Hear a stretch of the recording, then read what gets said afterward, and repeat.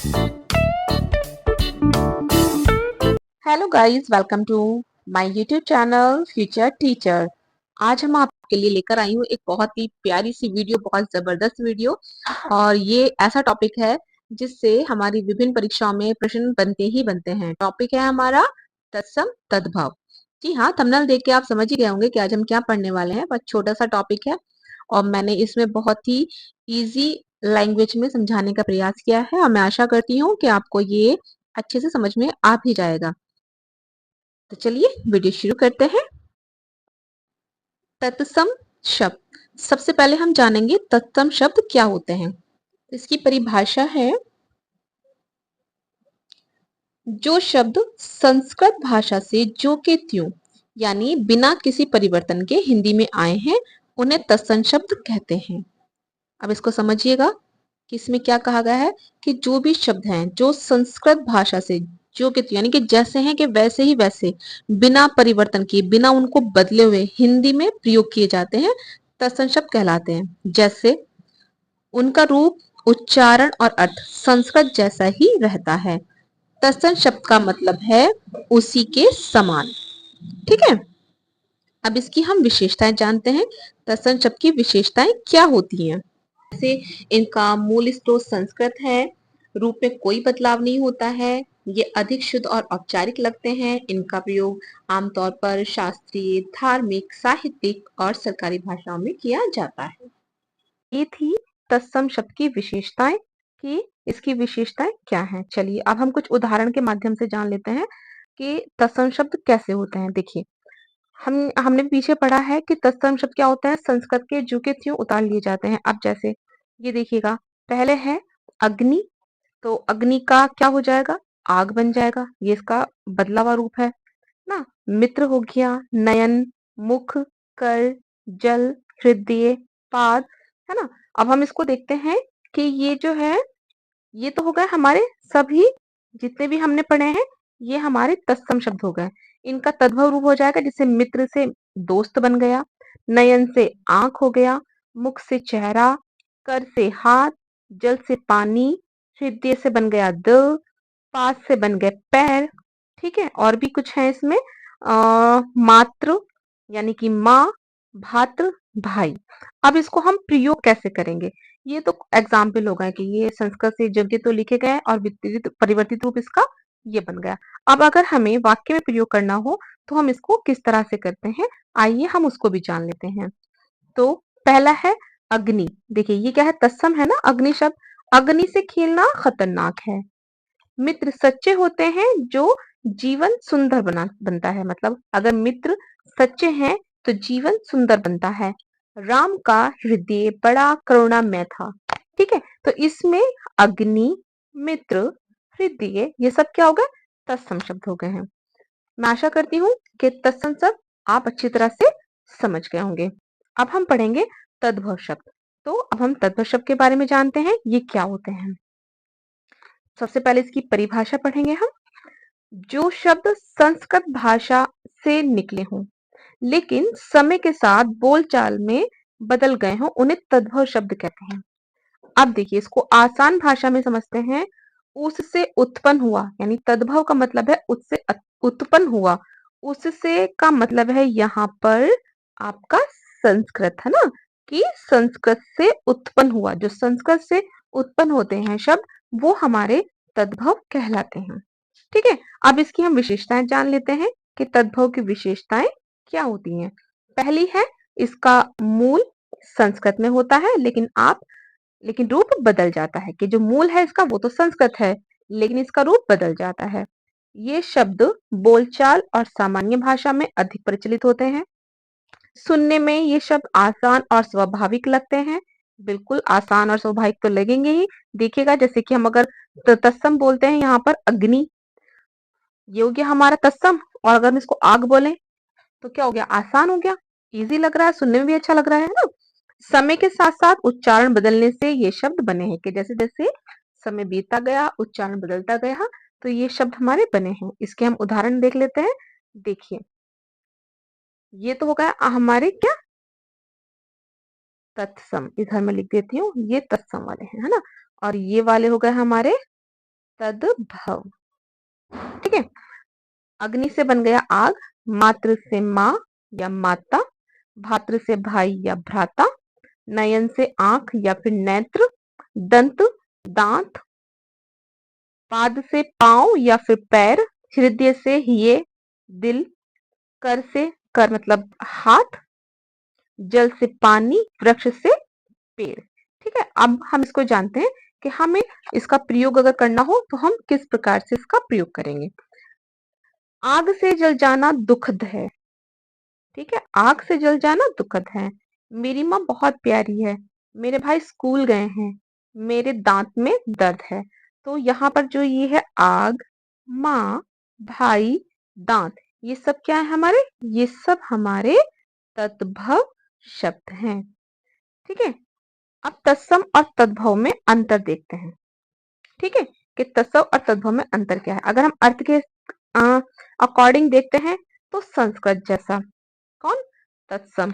और तद्भव को क्या कहेंगे? संस्कृत से बदला हुआ।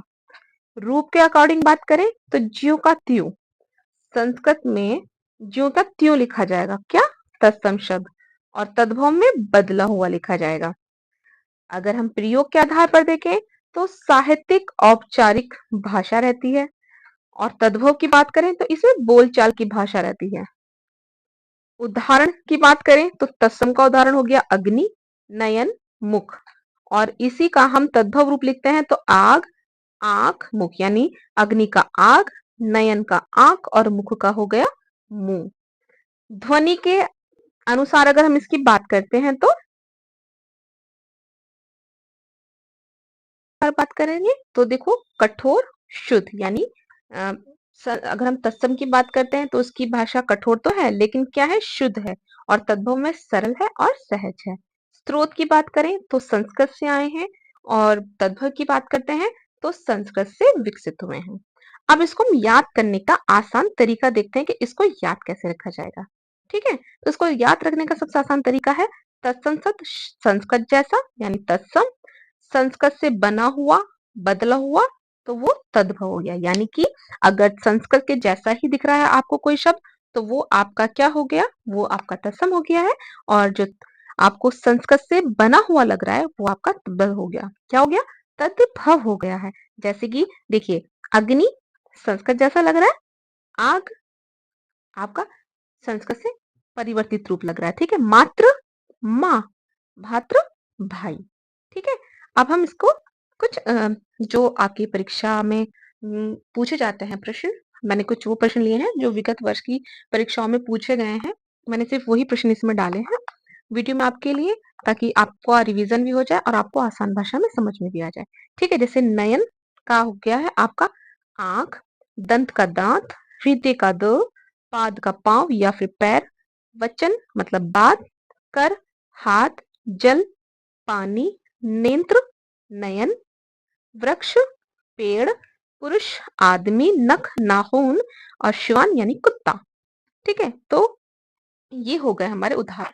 अब हम देखते हैं तत्सम और तद्भव शब्द के जो भी हमारे क्वेश्चन बने हैं वो हम आपके साथ अब इसमें प्रैक्टिस करेंगे। मैंने देखो प्यारे साथियों पूरी कोशिश की है कि आपको आसान से आसान भाषा में तत्सम और तद्भव शब्द को समझा सकूं, और मेरी ऐसी आशा है कि आपको ये समझ में आ भी गया होगा। और आई होप कि आज के बाद तत्सम और तद्भव में आपका कोई कंफ्यूजन तो होने वाला नहीं है, ऐसा मुझे लगता है। आप मुझे कमेंट करके जरूर बताएं कि क्या मुझे बिल्कुल सही लगता है। कमेंट करके जरूर बताया करें आप कि आपको मेरी वीडियो कैसी लगी है। देखिए, मैं आपके लिए बहुत मेहनत से वीडियो बनाती हूँ, टाइम लगता है, और कॉन्सेप्ट को बनाने में भी टाइम लगता है, उसको ईज़ी करने में भी टाइम लगता है। तो एक कमेंट तो बनता है देखो, है ना? कि आप मुझे बताएँ कि मुझे अपनी वीडियो को और अच्छे से कैसे बनाना है, आप कौन से टॉपिक की ज़रूरत है, कौन-सा टॉपिक आपकी समझ में नहीं आ रहा है, तो फिर मैं उसी टॉपिक पे वीडियो पहले बनाऊँगी, ठीक है? आपको देखिए कॉन्सेप्ट तो हमने क्लियर कर लिया है, चलिए अब जल्दी से इसके एमसीक्यूज़ लगाते हैं और देखते हैं कि आपकी कितनी तैयारी हुई है, आपको कितना समझ में आया है। चलिए पहला प्रश्न है, अग्नि किस प्रकार का शब्द है? ये जो अग्नि है ये आपका किस प्रकार का शब्द है? तत्सम है, सॉरी तद्भव है, तत्सम है, देशज है या फिर विदेशी है? बिल्कुल, क्योंकि ये संस्कृत जैसा दिख रहा है आप समझ गए होंगे कि ये हमारा तत्सम शब्द है। ठीक है, तो ऑप्शन बी राइट। सेकंड है आपका आग शब्द किस प्रकार से बना है?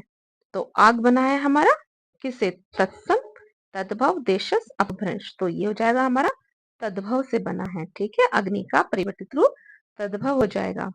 मात्र से बना माँ शब्द क्या है? अब देखिए इसको समझिए, यहाँ पे मात्र है, उससे बना है माँ शब्द। तो ये हमारा कौन सा शब्द है? ये हमारा तत्सम है, माँ की बात हो रही है ना। तद्भव है, देशज है या विदेशी है? तो ये हो जाएगा हमारा तद्भव, ऑप्शन बी तद्भव। ठीक है, आप देखते हैं प्रश्न नंबर 4। भाद्र का तद्भव रूप बताइएगा। ये तो आपको दिख गया, आप बता ही देंगे इसका। भाद्र मतलब भाई। फिफ्थ क्वेश्चन देखते हैं हम। फिफ्थ क्वेश्चन में क्या पूछा है? नयन का तद्भव रूप कौन सा होगा? नयन है नेत्र, नयन, आंख, दृष्टि। तो नयन का बताइएगा क्या बन जाएगा आपका? आंख बन जाएगा तद्भव रूप, है ना। आंख सबसे इजी है। उसके बाद प्रश्न नंबर 6। दंत से बना दांत शब्द है। ये जो आपका दंत शब्द है, इससे क्या बना है? दांत बना है। तो ये कौन सा शब्द है? तत्सम है, तद्भव है, देशज है या फिर अपभ्रंश है? तो आप समझ गए होंगे, ये हमारा तद्भव शब्द है। आप देखते हैं प्रश्न नंबर 7। हृदय शब्द किस प्रकार का है? हृदय, हृदय बताना है, तद्भव है, तत्सम है, देशज है या विदेशज है? तो ये है हमारा तत्सम शब्द। प्रश्न नंबर 8। निम्नलिखित में से कौन सा तद्भव शब्द है? अब इसमें से हमें 4 ऑप्शन दिए गए हैं, इनमें से हमें ये बताना है कि इसमें तद्भव शब्द कौन सा है। अग्नि, नयन, आग, हृदय। मैं आशा करती हूँ कि इस प्रश्न का आंसर सभी ने बिल्कुल सही लगाया होगा कि इसका आंसर क्या है? सी, ऑप्शन नंबर सी, आग। क्योंकि देखिए ये भी हमारा संस्कृत से है अग्नि, नयन भी हमारा संस्कृत से लिया गया, हृदय भी हमारा संस्कृत का शब्द है। तो जो भी संस्कृत जैसे शब्द दिखते हैं वो हमारे तत्सम होते हैं, और जो संस्कृत से बदला हुआ रूप होते हैं वो हमारे तद्भव हो जाते हैं। ठीक है जी। प्रश्न नंबर 9 देखते हैं। वृक्ष शब्द का तद्भव रूप। वृक्ष शब्द का तद्भव रूप बताइएगा। पेड़, वृक्ष, झाड़, वन। वृक्ष मतलब इसका हो जाएगा आपका ऑप्शन नंबर ए, पेड़। जी। क्वेश्चन नंबर 10 देखते हैं। कर, कर शब्द का तद्भव रूप कौन सा है? कर हाथ, कर हस्त, करताल।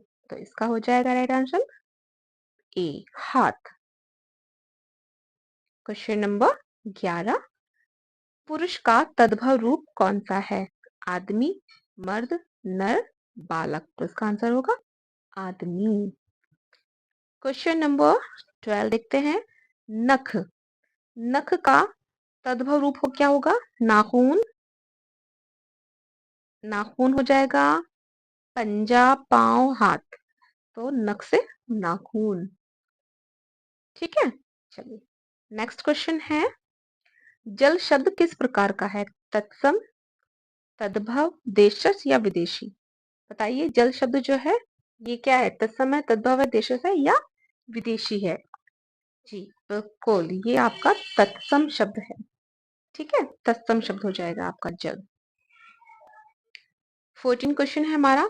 पानी शब्द किस प्रकार का है? तो पानी हमारा तत्सम शब्द है, तद्भव है, देशज है या फिर विदेशी है? राइट आंसर क्या होगा इसका? पानी ना।